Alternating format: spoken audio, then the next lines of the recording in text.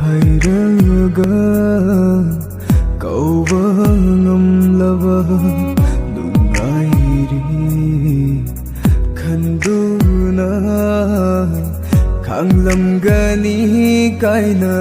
mai chakse Lithokpam leitraba awaba wari Sina hanjin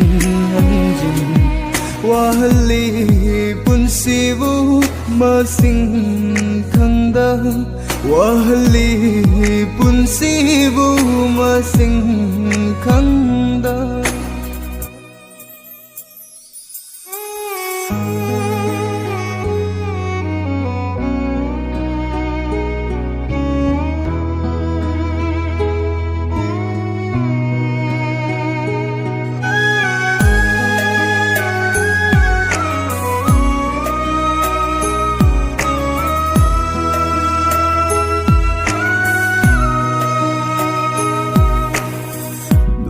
Lubana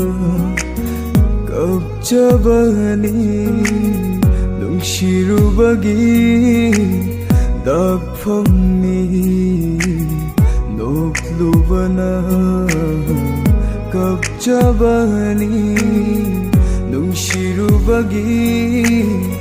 dagphamni nungshi saktamna damkrabasu Kaina